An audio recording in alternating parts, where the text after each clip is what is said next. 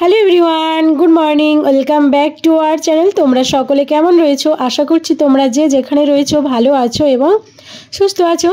আমিও কিন্তু বেশ ভালোই রয়েছি। তো তোমাদের ভালোবাসায় ও আমার ঈশ্বরের আশীর্বাদে দিনগুলো বেশ ভালোই কেটে চলেছে। এই সিম্পল হাউসওয়াইফ চ্যানেলে নতুন আরও একটি ভিডিওতে তোমাদের সকলকে জানাই অনেক অনেক শুভেচ্ছা ও ভালোবাসা। তো দেখো, আজকে আবারও একটি নতুন ব্লগ ভিডিও নিয়ে চলে আসলাম।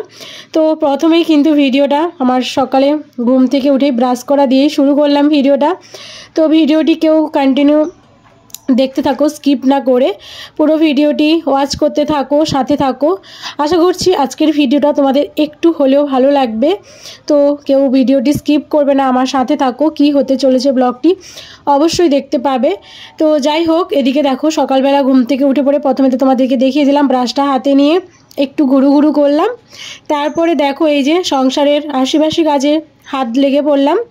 তো আজকের কিন্তু সানডে, তো আজকের একটু অন্যান্য কাজটা একটু কম রয়েছে বলতে, কারণ বোন তো আছে, বোনের জন্য স্কুল টাইমে যে রান্নাবান্না করাটা ওটার আজকের হেডেকটা নেই। তো সেই জন্য অন্যান্য কাজটা করব আর কি ওই টাইমটাই। তো যাই হোক, তোমাদের সাথে সবটাই শেয়ার করব, তো তোমরা দেখতে থাকো আর সাথে থাকো। আর এদিকে দেখো সকালে ঘুম থেকে উঠে বাসি থালা বাসনগুলো কলপারে রেখে দিয়েছে, আর ঘর বারান্দা রুম টুমগুলো ঝাঁটিয়ে নিচ্ছি। তো আজকের কিন্তু আমার ডেইলি লাইফস্টাইল ব্লগ কিন্তু প্রথমেই তোমাদের সাথে শেয়ার করছি। এতদিন তো তোমাদের সাথে কোনো ডেইলি লাইফস্টাইল ব্লগ শেয়ার করা হয়নি। তো আজ ফার্স্ট তোমাদের সাথে আমার ডেইলি রুটিন যে লাইফস্টাইল ব্লগ, তো তোমাদের সাথে আমি ফার্স্ট আজকের শেয়ার করলাম। তো ভিডিওটি কেমন হয়েছে অবশ্যই কমেন্ট করে জানাবে। আর আমার ঘর তো তোমাদেরকে এখনও পর্যন্ত আমার দেখানো হয়নি, আমার স্বপ্নের বাড়ি।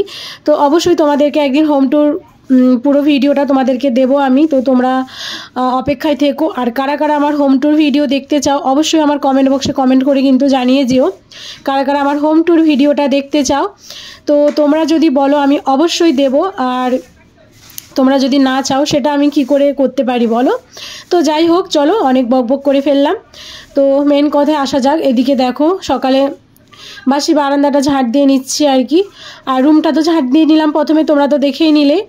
আর অনেকটাই কিন্তু বেলা হয়ে গেছে, আমি ঘুম থেকে উঠেছি প্রায় তোমার 6টার দিকে, কারণ বোন যেহেতু সকালে পড়তে যায়, রবিবার বোনের স্কুল ছুটি, বাট বোনের কিন্তু কোচিং ছুটি নেই।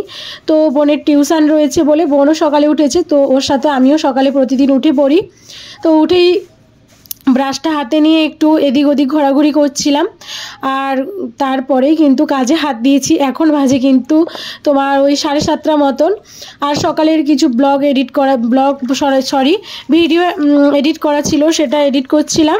তো সেই জন্য একটু কাজে হাত দিতে লেট হয়ে গেল আর কি। তো এদিকে দেখো ঘর বারান্দাতে ঝাড় দেওয়া কমপ্লিট হয়ে গেল, তোমরা তো দেখতেই পেলে।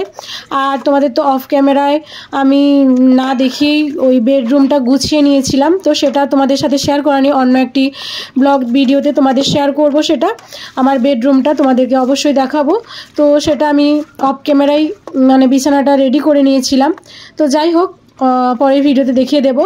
তারপরে ওইদিকে দেখো চলে আসলাম, ওই যে কলপারে যে বাসি থালা বাসনগুলো রেখে দিয়ে গিয়েছিলাম ওগুলোই দেখো মাজা ঘষা শুরু করে দিয়েছি। তারপরে আরও বাদবাকি অন্যান্য কাজ রয়েছে। আজকে এতটা ঠান্ডা পড়েছে কি বলবো তোমাদেরকে। এমনিতেই তো আমার মানে শরীরটা খুবই কদিন ধরে খারাপই যাচ্ছে, এমনি ঠান্ডা লেগে রয়েছে, সর্দি কাশি, তারপরে এত সকাল সকাল স্নান করা আমার পক্ষে সম্ভব না। তো এই 1 সপ্তাহ ধরে হচ্ছে আমি আর সকালে করে স্নান করছি না, এমনি বাসি জামা কাপড়টা ছেড়ে নিই, দিয়ে আশিবাসি কাজ করি। তারপরে ওই 11টার দিকে টাইমের যে জলটা আসে তখনই স্নান সেরে পুজো দিয়ে রান্নাবান্না চাপাই আর কি। তো এখন কিন্তু বাজে প্রায় 7:30 মতন, 8টা পৌনে 1টা মতন। তো আমাকে কিন্তু এই থালা বাসনগুলো মাজা ঘষা করেই আমাকে জল ধরে রাখতে হবে, কারণ বোন এসে প্রতিদিনই স্নান করে। আর ওর তো আবার টিউশন গেছে সকালে 6টার দিকে, আবার এসেও একটা অন্য জায়গায় আবার কোচিংও বলা ভুল, প্রাইভেট টিউশন মতন রয়েছে, সেখানেও যাবে। তো আমাকে এই থালা বাসন মাজা ঘষা করে তারপরে আমাকে রান্না চাপাতে হবে, কারণ ও খেয়ে দিয়ে আবার যাবে যেহেতু। তো যাই হোক, অনেক সংসারের কথা আলোচনা করে ফেললাম। তো চলো সাথে থাকো আর ভিডিওটি কন্টিনিউ করতে থাকো।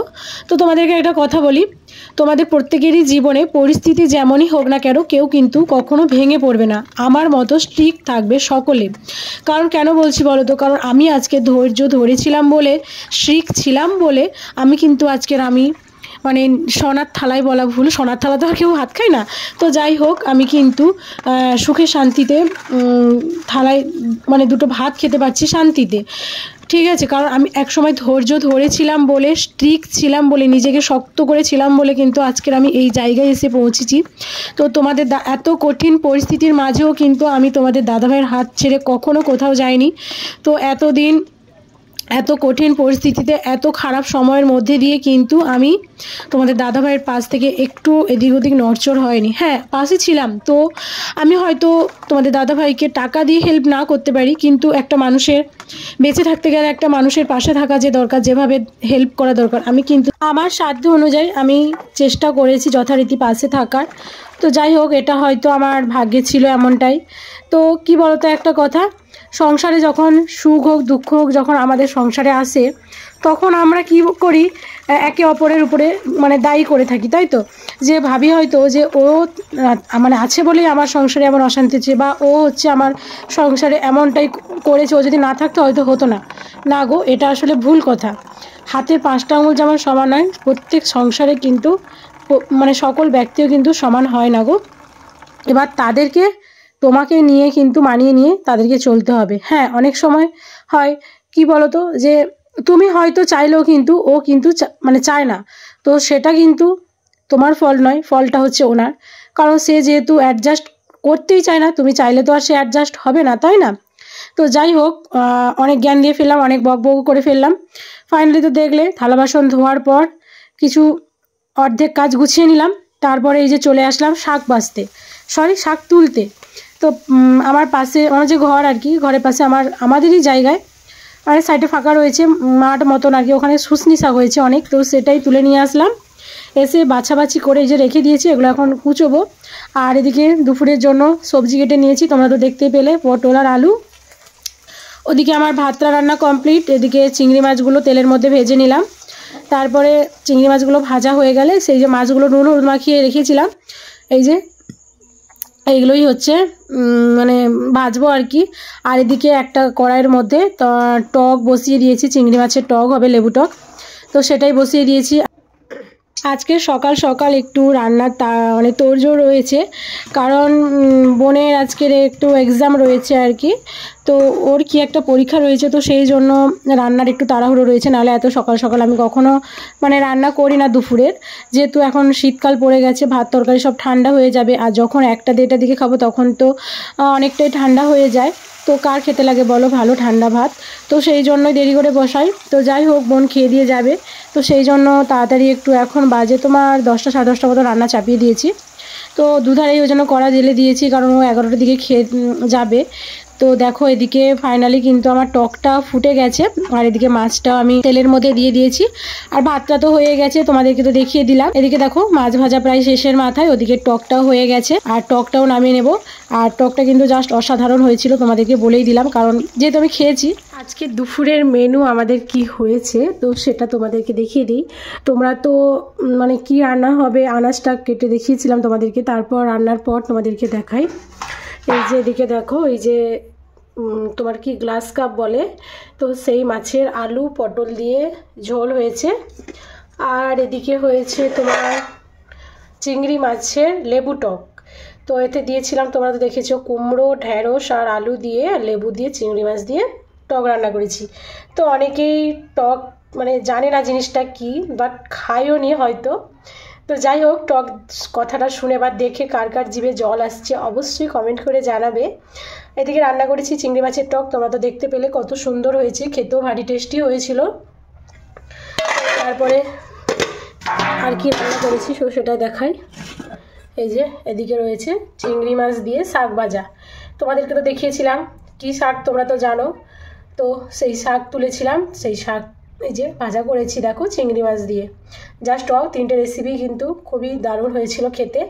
তো ওদিকে বোন আর তোমাদের দাদাভাই খাওয়া দাওয়া করে যাবে, তোমাদের তো বলেছিলাম ও পরীক্ষা দিতে যাবে 1টার দিক, 12টার দিকে বাড়ি থেকে বেরোবে। তো ওরা খেয়ে দিয়ে যাবে। তো যাই হোক, আমার রান্না কিন্তু যথারীতি 11টা 11:30টার মধ্যে কমপ্লিট হয়ে গেছে। তো রান্নাগুলো কেমন হয়েছে, রেসিপিগুলো অবশ্যই কমেন্ট করে কিন্তু জানাতে একদমই ভুলবে না। তো চলো, এই যে আমাদের পণ্ডিত মশাই এখন আছে পড়াশোনা করছে। এই যে আজকের পরীক্ষা দিতে হবে। ওই কি পরীক্ষা আছে আজকে তোর? হ্যাঁ, ইতিহাস। কি ও, কোথায় পরীক্ষা দিতে যাবি?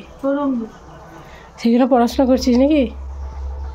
এই যে পণ্ডিত মশাই এখন বই নিয়ে বসেছে। এখন বাজে 11টা বাজতে 15 মিনিট বাকি রয়েছে। তো ও যাবে পরীক্ষা দিতে তোমার 12টার দিকে, বাড়ি থেকে খাওয়া দাওয়া করে স্নান করে বেরোবে, আর পরীক্ষা বসবে 1টার দিকে। তো সেই জন্য পরীক্ষার জন্য প্রিপারেশন নিচ্ছে আর কি, এমনি শর্টসের উপরে, মানে শর্ট কোশ্চেন।